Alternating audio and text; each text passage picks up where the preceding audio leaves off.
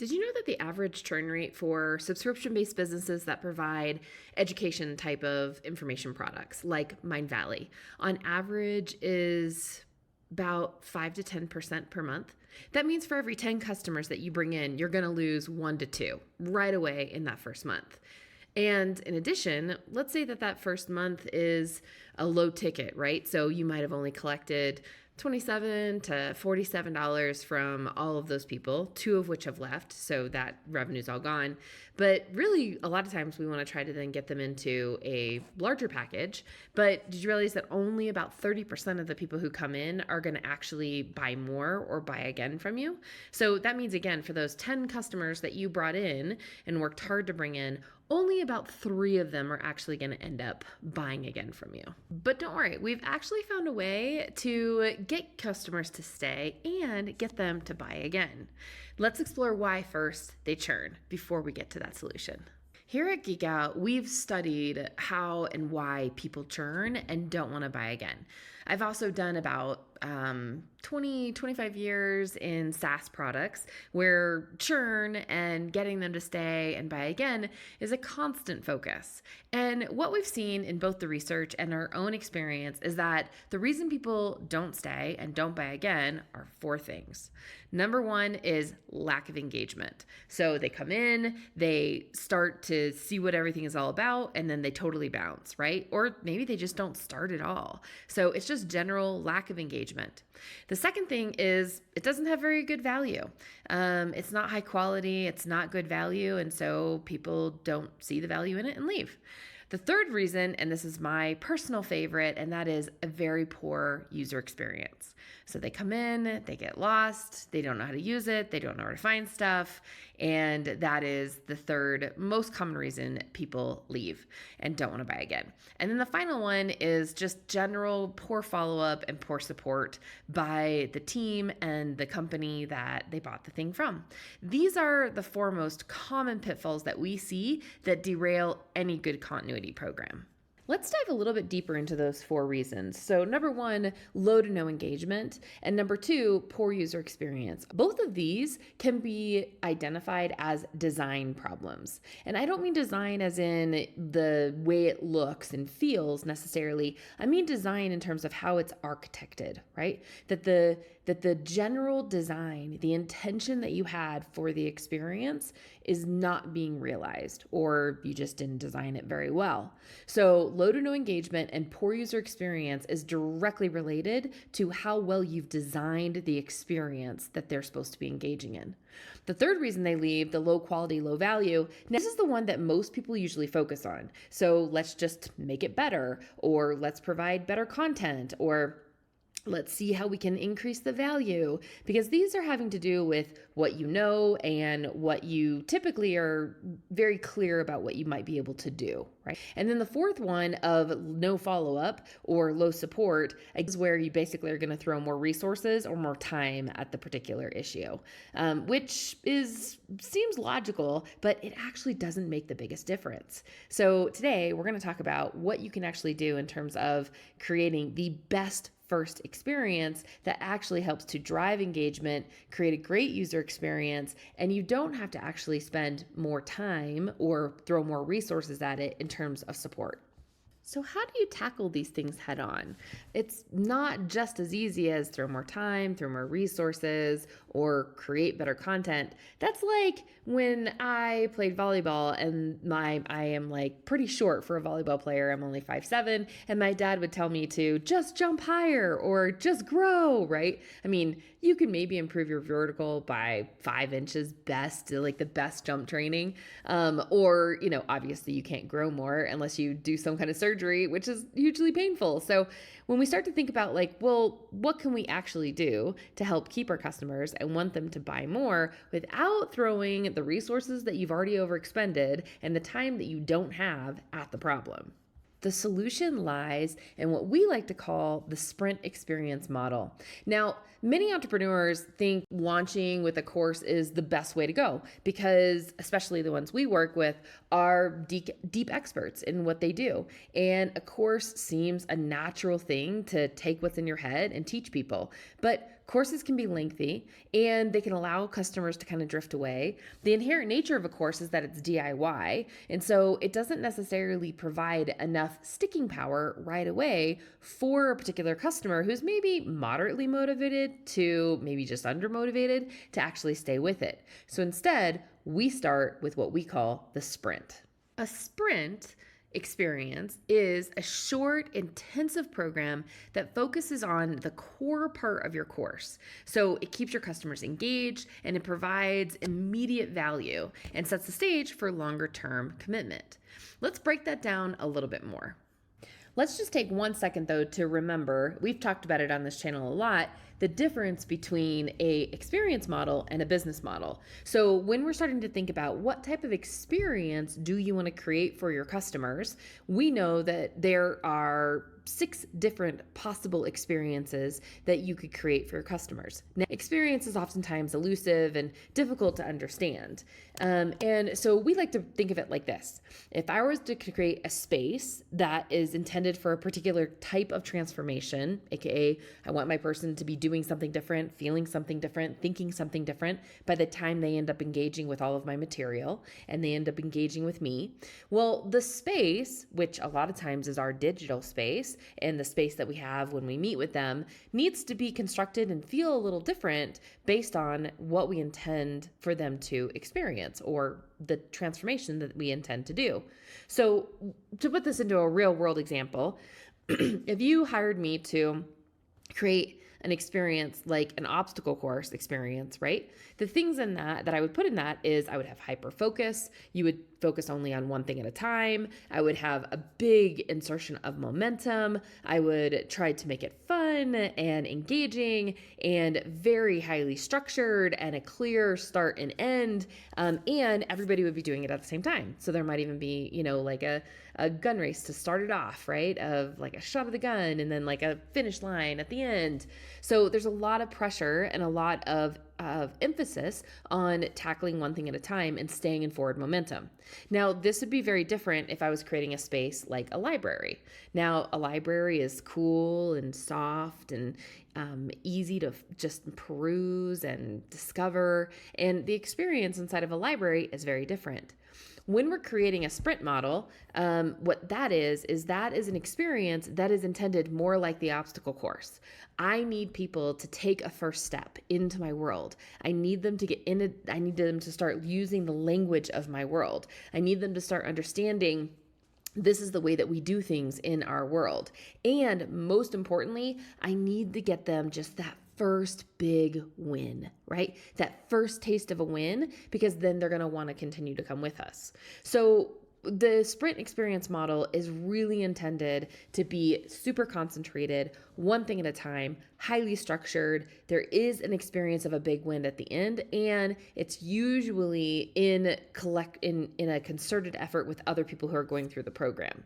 So I'm going to break that down a little bit more, but that's the high level of a sprint experience model. Every great learning experience has 3 parts, and a sprint experience is still no different. You always have the content delivery system, the way you're going to pass the information. You always have a community, and you always have a nurture. These are informed by your business strategy, and we know our business strategy is the strategy of continuity. So if we look at these, I want to go into how is a sprint experience, what's happening in each one of these 3 parts in order to make a sprint experience and have that be with the intention of a sprint experience that's different than the other types of experiences. Let's dive into that. In the content delivery system, which is essentially the place that the customers and the students come for information, whether you're guiding it, right, and it's just a very intimate, they're coming and you're teaching them and even delivering via a Dropbox or via email, or it's super low tech, right? That's part of the content delivery system. And then you have the digital part. So let's just talk about the part if you're meeting with your people in a sprint model. What those sessions need to have in it in some way, shape, or form is you want to think that you're taking on this identity almost as like the coach.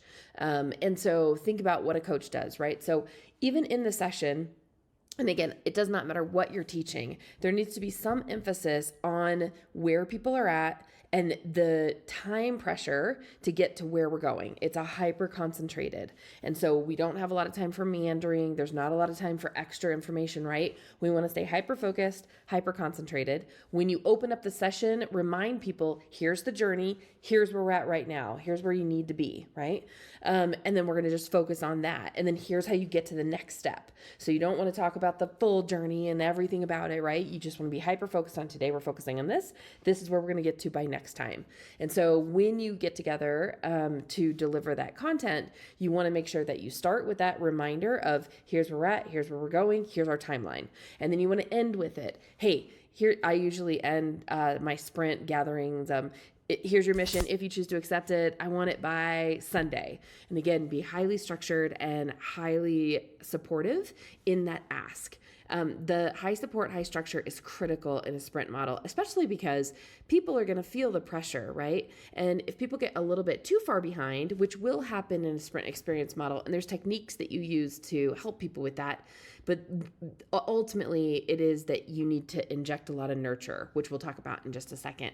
But just for the content delivery part, again, make sure that you have some kind of very visual map. Here's where we're at. Here's what we've done. Here's where we're at. Here's how we get to the next step. And keep that pressure on in the gatherings. In terms of the digital space, if you do deliver your content via some kind of really cool whiz-bang membership area, which is what we specialize in, the Geeks, then there's some visual elements that are really important. First and foremost, and I'm going to say something that you guys are not going to agree with me, but I'm telling you from a user experience standpoint, it's critical, and that is your left navigation kills your sprint. Unless you can have some really fancy things in there through code where things aren't unlocked or they're hidden or people can't click on them or they're just not distracting. Because what navigation does is it essentially is kind of overwhelming, right? Where in a sprint, I want you to focus on one thing at a time. And when you get in there, I don't want you to have to be like, where did I leave off? Where am I going? I want to get you right into where you're supposed to be. So in our models, what we do is we use this top quasi navigation where we emphasize, hey, this is where we're at. This is where you're at. This is where your cohort's at, meaning like you came in with a group of people, which is the most effective model in sprints. You came in with a group of people and this is, the gap. This is where you need to be.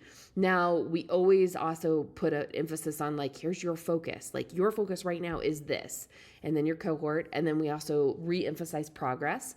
If there is like any kind of dates, right, where it's like, hey, we're trying to get done by this time, we may use things like countdown timers or 3 days to go messages, right, where we're trying to emphasize that pressure and trying to get them into movement. One of the questions that I get often is, if you don't use a cohort, meaning people coming in together, then these are date-based released. The other possible ways to do it is as soon as somebody first comes into your program, your sprint program, getting them to say, I am hereby pledging I'm starting on this day. Put that into some kind of form, and then it will carry out for the rest of it'll basically set the dates for the rest of it. So it's a self-defined, but we know like it should only take them this amount of time. Again, that time piece is really important. The other models out there are like drip models. Drip models aren't great because the first start event of how the drip starts is usually based on like your account gets created, which is not an intentional start. Again, think of that obstacle course. It's not, I'm at the starting block and I hear the bang, let's go. So you want to try to make a really intentional start point, and then the how things open is based off of those really intentional time durations. The last one is you could do an unlocking based on accomplishment. So if I finish lesson 1, I do something, and then it unlocks lesson 2. That also works in a sprint as long as you have an overarching, this is how much time the sprint should take you concept. So those are just some of the things in the content delivery system that you want to make sure that you have. Okay, the second space is nurture. Now, nurture in a sprint experience model is probably one of the most critical ingredients because people are going to be feeling the pressure, right? And they're going to be looking for a reason to bail, especially because usually this is the first step into your world. And so they haven't exercised enough of the practice of it, so their confidence is probably low. And so they don't have a lot to hold on to other than that deep why that you gave them for coming into your program. So nurture is really important. Things that might be in the nurture arena that you could do, things like emails, DMs, text, any kind of shout outs in your group, even like video recording messages that you can send to people, handwritten notes. You can get, there's tons of services online for super cheap that you could send your people a little handwritten note, just basically saying, I see you, I see what you just did, you're amazing, keep going. GIFs of any kind of sort, GIFs. So if you go on to like Jiffy.com or Giphy.com, however you want to say it, and you just get a handful of GIFs that represent you, and you just send it to somebody around something that you're seeing or just a word of encouragement, those go a really long way. And then inside of the digital space, anything you can do, confetti, celebrations, music, an announcement or something as soon as they do a particular milestone or they get through a certain thing. But you want to make sure that the sprint experience has a lot of support. I think one of my favorite conversations I had with my sister, who is an incredible educator for, kids who maybe struggle a little bit in normal school. She has a special school that she works with them. And she talks a lot about, we were talking about the sprint experience model, and she talks a lot about in just, education 101, it's all based on this intrinsic motivator or extrinsic motivators. And a lot of times, in order for her to really get through to students, this nurture piece is the most critical piece. So connecting in with them in a really real way and being able to celebrate, it doesn't matter actually how big or how small the step that they took. It's the celebration and the support that matters. And in a sprint experience model, that is 100% true. So you want to go above and beyond to be supportive and give high support and structure during that experience model, during the sprint, because they're going to be working their tuchus off, and you want to make sure that they get recognized for that. For them, those baby steps, which might look like baby steps to you, are usually big steps for them. So high structure or high support, use anything in your arsenal to show that support and make sure that celebration is weaved into every single step along the way. The third part of any great learning experience is the community part. So in a sprint experience model, community is also very important in that you want to make sure that as soon as somebody does start a sprint, there is some kind of public declaration of that person starting inside of the community. And that if you have a really healthy community, the structure of that community is one where we celebrate that start. So making sure that that is just like, hey, I'm not alone. I'm in it together. Think of, again, that obstacle course where it's like everyone's cheering you on, even though and they know because they've been through the course too. So they're cheering you on in a very deep knowing way, which can be very meaningful inside of a community. The other thing is that inside of a sprint, we find that cohorts work the absolute best, because if people come in together to accomplish something and they're trying to accomplish that together, and then they want to finish together, there's a really good amount of that social pressure and motivation that helps a lot of people be able to cross finish lines. And so we highly encourage you to use what we call the cohort model. People come in together and they end together. Now, we used to say that that puts a little bit of strain on your marketing efforts because you're always having, doors open, doors closed. But we've recently changed our tune on that. And that door open, door close is actually phenomenal for marketing, because then you have a real urgency and scarcity in your marketing language. So cohorts work best from an actual engagement standpoint, and they help your marketing in terms of that open and cart open, cart closed. So cohort models, and make sure that the community gives a little bit of, rally cry when they know a cohort is starting and they're, crossing major milestones that everybody is really aware of in that whole process. So those are huge in the sprint experience model when it comes to community. So instead of building a course, I think it's pretty clear you're going to want to build a sprint instead. Take the core, most important part of your course and then create a sprint out of it. And that's the first taste and the first step into your world. It will drive up engagement and significantly help people to stay and want to buy more. If you liked this video, then you may want to continue your journey and learn more about our other experience models on this channel. Or you could always come hang out with us in our CF 2.0 Geek Out Facebook group, where we geek out on all things ClickFunnels and the surrounding technology and customer journeys that support it. So look forward to seeing you there. Thanks.